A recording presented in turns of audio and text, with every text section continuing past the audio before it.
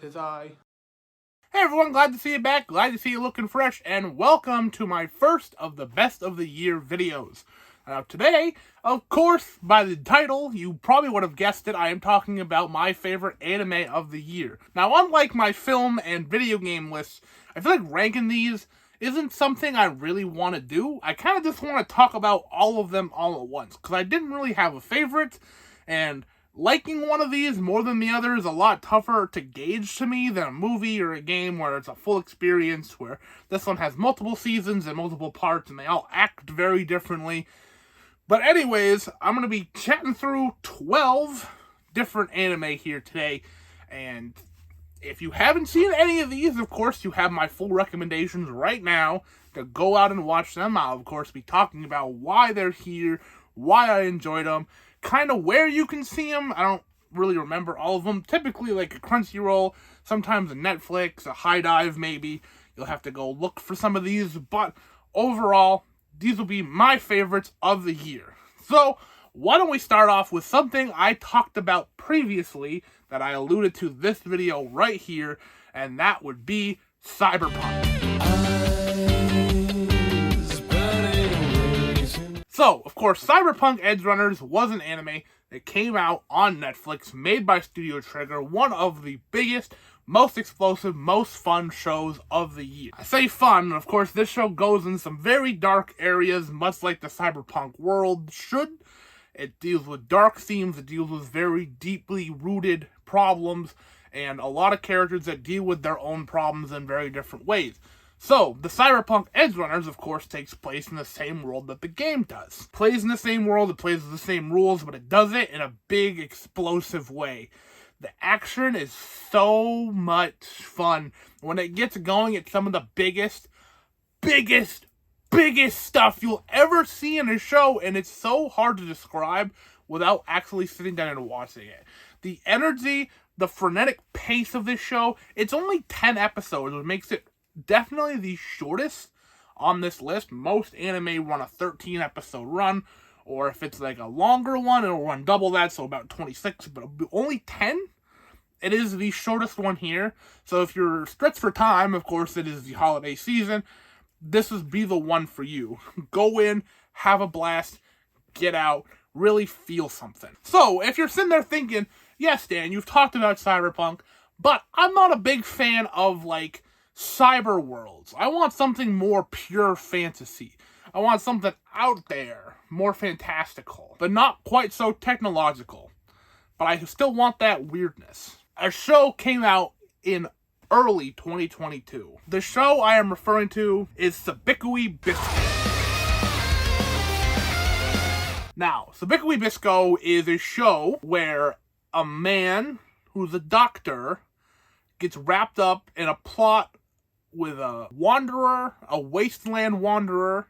Sounds a little Mad Maxy, but the wasteland wanderer has like the special arrows that will create mushrooms, and he rides a giant crab, and this show is crazy. This show is absolutely crazy. So like I said, if you heard my Cyberpunk talk, and you want something weird, you want something out there, you want something crazy, this is the show for that. It has the action.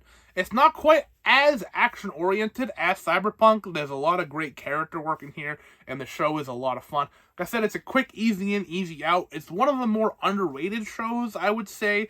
Not a lot of people talked about it. It got overcasted because, let's be real, winter of 2022 was one of the best seasons of anime. It had to go up against two titans of the industry, which we might talk about later, a new frontrunner for a different genre, and so it kind of got cast by the wayside, but I won't forget it. It's here on my list, and you should check it out. If you want to see, like, hippos, and crabs, and mushrooms, and wastelands, and archers, there's so much weird stuff in here. It is one of the most out there things, and you should absolutely check it out. Winter 2022 gave us Sabikui Bisco, gave us two titans of the industry, and gave us another lovely show called My Dress Up Darling.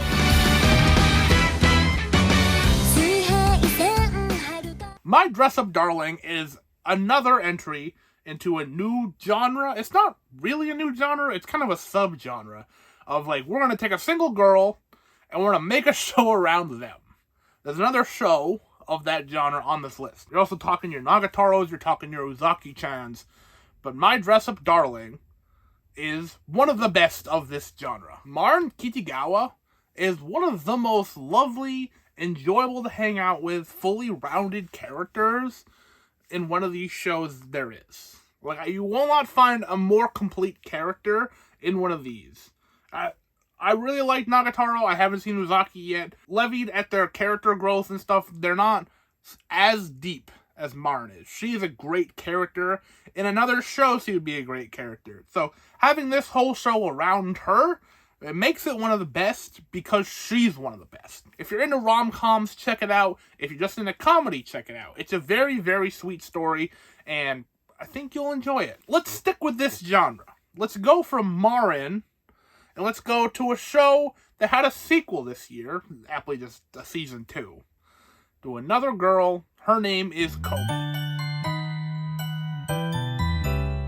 Komi Can't Communicate Season 2 is a pretty straight-up follow-up to Season 1, and if you liked Season 1 of Komi-san, then you'll like Season 2 of Komi Can't Communicate, because it's more of the same. This is good, the story continues, the characters continue, Komi continues to be a great character. It's not as deep as Marin is, but not many characters are in this kind of space. So, having a character like Komi, who we see more of a growth in her because she can't talk that well. So seeing her grow more and being able to talk more as the show goes on, it's lovely. Plus, the Christmas episode is perfect for this kind of season. And now would be a great time to jump in because I'm sure Season 3 will be here before we know it. And absolutely, Komi is a show you should check out. Like I said, if you liked My Dress-Up Darling and all the things I said about that, the reason you would like that, you will like Komi as well. So going from Komi-san, we're in that high school setting. We're in that romance setting.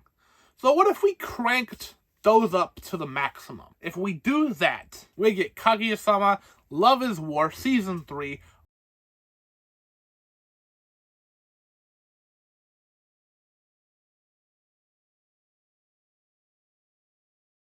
Sama has been around for a little bit now. The Chica dance has been very popular online for how the animation is so smooth on it. It's so nice. And the whole show runs this level of quality that is hardly seen in any kind of romance I've seen. And this show has been able to go on long enough to reach character arcs and character growth that other shows just haven't been able to reach. Like, this is the 3rd season, and it is finally able to reach, like, conclusions to different points that feel earned. It doesn't feel like just set up. It doesn't feel like another sitcom where things just kind of come and go. Things are going somewhere. And it got such high praise that it was fighting for the top of the charts on Mal for #1 spot. And there was a huge, like, back and forth, like, does it deserve it, does it not deserve it? The Full Metal Alchemist people, of course, were throwing hands and getting their show back up on there. So, a show of that importance and that level of quality is worth checking out none the least. And you have my approval. Like I said, Kagi is great. The whole cast is great. I love all of them. Chica is probably my favorite. I think she's just a ball of chaotic energy that you never quite know what she's going to get up to, and it makes for a great show. So, we're in the romance section pretty well. So, let's stick with it a little bit longer and go from something like Love is War to actual war? I guess not actual war. Very Power Rangers-esque war, which is something more attuned to a world domination of a supervillain. So why don't we mix love in there and we come out with Love After World Domination. Now this is another show that I'm sure flew under a lot of people's radar. There's been a lot of really good rom-coms this year, let's be honest, and this is another one in that genre. And it features characters that are clearly like Power Rangers inspired, and the other side you gotta deal with the supervillains, which are very outlandish supervillains of different powers and different monsters, and there's a whole subplot of you take these girls and they'll become a monster one day, and that's like the grandest achievement of their side and the Power Rangers side. It's just they're fighting for good. And the Gelato 5, they're called, and they need to fight the evil side, but what if there's a Romeo and Juliet story where two of them fall in love? And that's what the show is based on. You see these two characters and how they deal with opposite sides of a very public dispute, and how they deal with being in love. And it's the teenage love, and it's also grand world love, and it's a lot of fun. Because you think if it's like any kind of idea you can think of, it's like, oh, well, they still have to fight each other, and they do, and there's different action scenes, and what if their friends find out? And they do, and what goes along in that situation? So this show is a lot of fun. Again, check it out. It's probably up there with Sabikui Bisco as the most underseen, but absolutely you should check those out because more people should enjoy them. We're going from romance. We have girls that kicks the major butt in world domination. So let's take that aspect. Let's make it crazier. Let's stick it in Akihabara. And let's put them in maid costumes. And we got ourselves Akiba Maid.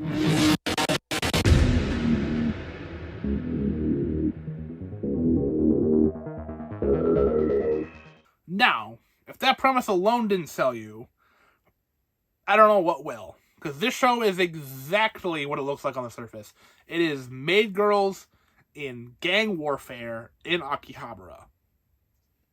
Case closed. It's as violent as any other gang warfare show. It's as cutesy, almost sickly cutesy, as you think a maid show would be. And they cross paths, and you come up with something that is very original. It feels wholly new, and it's very much itself. It's not trying to be something more than what it is, because what it is a lot already. So I can't really say much more about it because it's still airing now. It may fall off a cliff. It probably won't. There's two other ones that are still currently airing, but I'm enjoying them as they're coming out. But this is one that may get cast under because the other two have higher regards. Akiba Maid War, though, something special. So you saw that one and you're like, Dan, get that degenerate stuff out of my face. I don't want to deal with these maids. I don't want to deal with this violence. I don't want to deal with gang warfare. Give me something wholesome. Give me something family-oriented. Family, you say? Can I interest you in some spies with your family?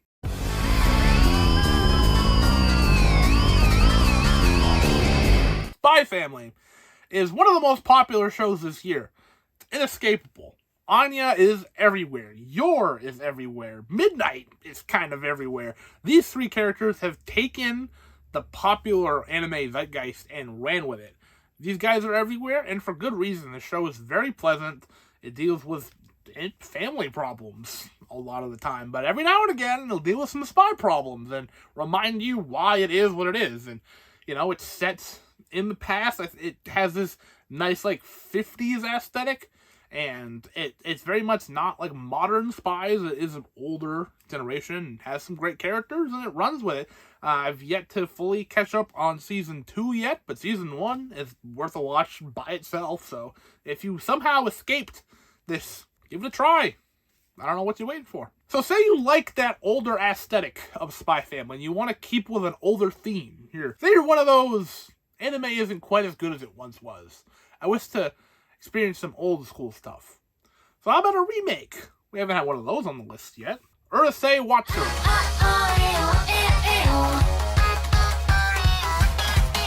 which is a remake of a classic anime. And in that show, much like this show, it is about a boy who is engaged, or soon to be engaged, with a girl. Aliens invade, and these aliens challenge them to a game of tag. And this boy is selected as the world's champion to partake in this game of tag. He wins, and accidentally, in talking about how his proposal and his new marriage propels him to victory, somehow manages to convince the alien he was playing tag with to marry him accidentally. So we have the fallout and shenanigans of that. An alien with special superpowers versus a goofy guy who can't seem to get a break and is just trying to be with his beloved. It's classic. Classic love story, isn't it? Love triangles and aliens and superpowers and just goofiness, and the art style is lovely because it absolutely keeps that old aesthetic while making it updated and modern, and it just runs a lot better. It looks a lot better. I like the show quite a lot. Of course, it's coming out this season, and it runs for 23 episodes it's supposed to, so it's going to run in the next year. So we have that to look forward to for, a couple months now. But unfortunately, even though this show is going to have more notoriety than something like Aqua Maid War, they're both still going to have trouble competing with our next character on this list, because it, of course, is Chainsaw Man. It's a man, and his face is a chainsaw. You know this show. You see, this show is the most hyped up, most talked about, most people being like, oh, you gotta see this. You gotta be ready for this kind of show in a long time. If you don't know about Chainsaw Man, and the fact that I just said is a man with a chainsaw for a face, and you weren't immediately like, I'm sold, I guess this ain't for you. Because, come on now. Of course, it's way more than that. It wouldn't be as overhyped if it was just a man with a chainsaw for a face. There's a lot of great character work, and the action is phenomenal. It's still airing. It could fall completely off, but I highly doubt it. One of the best of the year, I would say, already. And probably, based on popularity and notoriety alone, will probably get nominated for the Crunchyroll Anime Awards and probably win. But, hey, kind of deserves it. Let's not dawdle anymore. I've alluded to it. I've talked about it a couple times. Probably a show that could have ended. We were all expecting this to be the end. And it wasn't. Attack on Titan final season part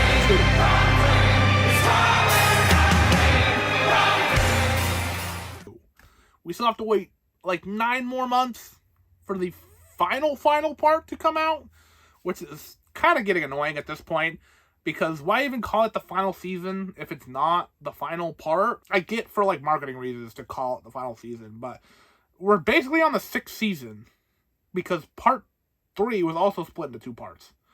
So just call it each part its own I'm all over the place. Call each chapter its own season. I don't understand why the whole final season part 2 and then we're going to have final season part 3. Call it season 7. I don't think anyone's going to be deterred from watching 7 seasons when it's already 7 seasons. Anyway, enough complaining. Attack on Titan. I watched all of it like last September to get hyped up to watch up this final part. To be ready, to be there when it ended. And now I have to wait like everyone else because it's going to continue on. This show continues to be one of the best. And I was not a big fan of Season 4 Part 1. I had a lot of problems with it. I did not like how it looked after it switched over to Mappa. I know a lot of people love Mappa. I find their use of CG to be overbearing. But they really toned that down with Season 4 Part 2. And the show ran with it. It hooked me again.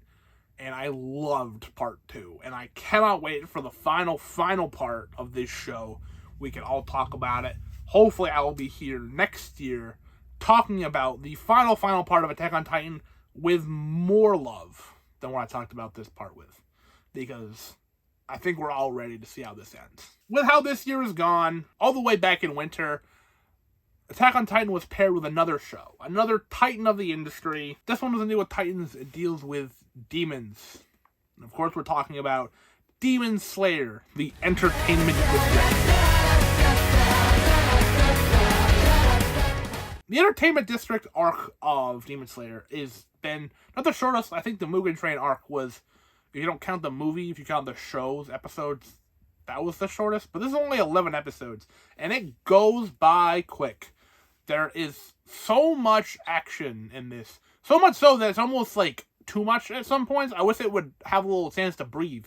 I wish this arc was like a couple more episodes so we had a little bit more leeway sometimes, because once this season gets going, it's go, go, go, go, go until it ends. And while that action is the best, I'm not even going to say probably, it's the best animation I've seen in a show, it's a lot. It's a lot in the best way. It's not a lot in a bad way, it's a lot in the best way, and absolutely, I love Demon Slayer.